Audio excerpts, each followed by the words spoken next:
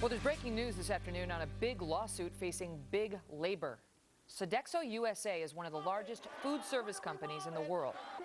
It is now accusing the SEIU, or the Service Employees International Union, which is one of the biggest unions in this country, of trying to infiltrate its workforce, Sodexo's, which is mostly non-union, with some very dirty tactics, including, it claims, by trying to extort the company.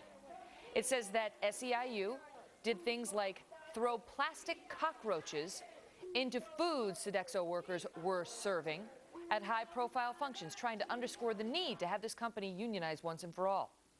Now, Sodexo is finally firing a shot across the bow, filing a major lawsuit under the RICO Act, which is typically reserved for prosecuting mobsters and drug lords. They say the union is trying to extort them. Joining me now, Leslie Marshall, a syndicated radio talk show host, and Lars Larson, a syndicated radio talk show host as well.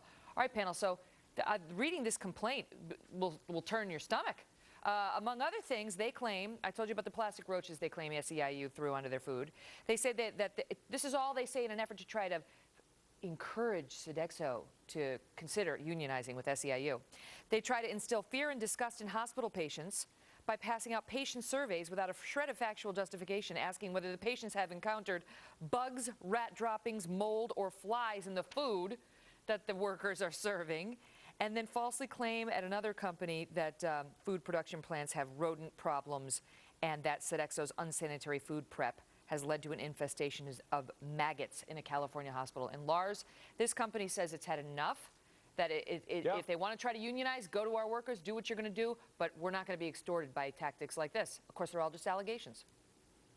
Gee, thuggish behavior by unions. What a big surprise. You could have pushed me over with a feather. As a reporter 30 years ago, I covered my first long strike. It was teachers. They engaged in some of the most thuggish behavior you've ever seen. The same kind of vandalism, name-calling, and everything else. And today, 30 years later, the unions are desperate. Their president hasn't delivered on card check. Thank God. And the fact is they're down to one of the lowest levels of union membership outside of government, of course. In the private sector, what is it, below 7% now? And Sodexo has almost 15% of its workforce unionized, so they're already one of the more unionized private companies, but the unions are desperate, and SEIU in particular. It sounds like they want to push the other unions out, and they're now starting to battle each other. Thank God this company has the guts to go after them with RICO. This does sound like a mob-run operation, SEIU. Leslie, these are just allegations. They just, you can say what you want in a complaint. You're supposed to do it in good faith to comply with the ethics rules and so on.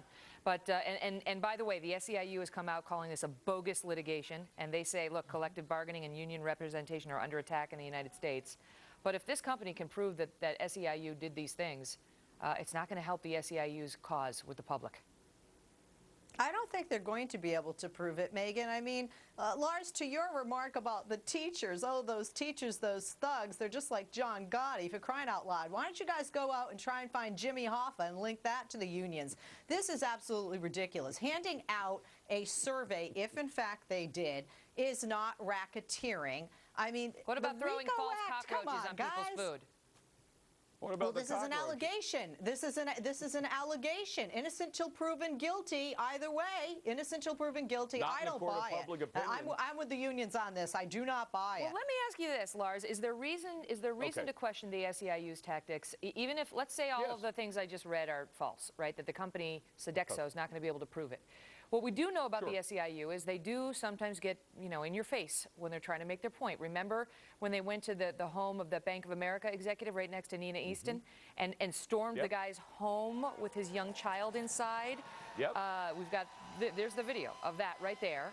Then just this week, it broke that they went to some bank in the Poconos to try to storm that bank and get in some manager's face, not because of any bank policies, because of, I don't know, apparently the assistant manager supported some cause outside of the bank that they didn't agree with. Here they are doing that.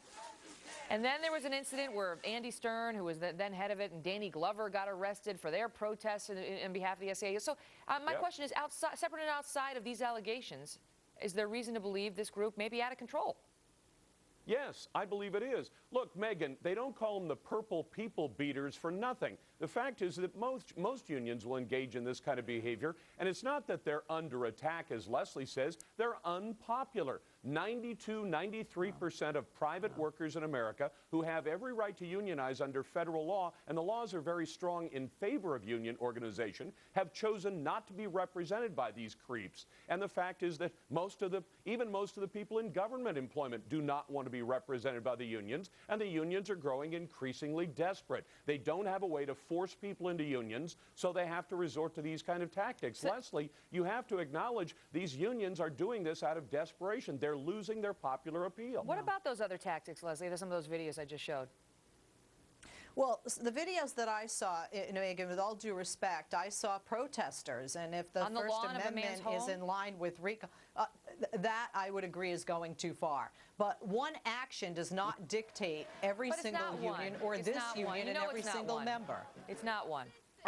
The videos that I'm seeing there, those are peaceful protests. I don't see any violence, and they are exercising the First Amendment right. I don't find that in line with the RICO Act, racketeering, or extortion. What about and that, that's what these charges that is an act that's normally reserved for mobsters. I mean, you know, is this company reaching a bit and trying to equate the SEIU? No. You may not like their tactics, but, you know, trying to compare them to the mob, basically. Exactly. I got to tell you something. Here's what's going on here. There's First Amendment free speech, and Megan, as a lawyer, you know there's a point where my free speech can become so threatening and so intimidating that it constitutes a crime. It's happened on this show. Exactly. Well, I'm sure it has. I met with you. I mean, well, of course.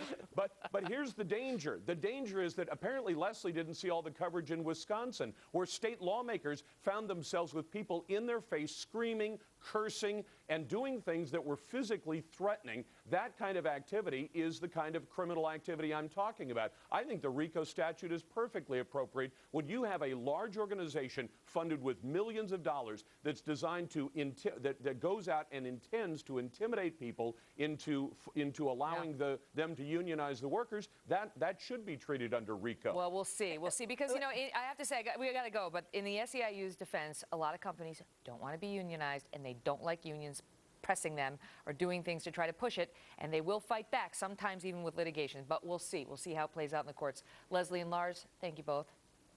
Thanks, Megan. Thank you.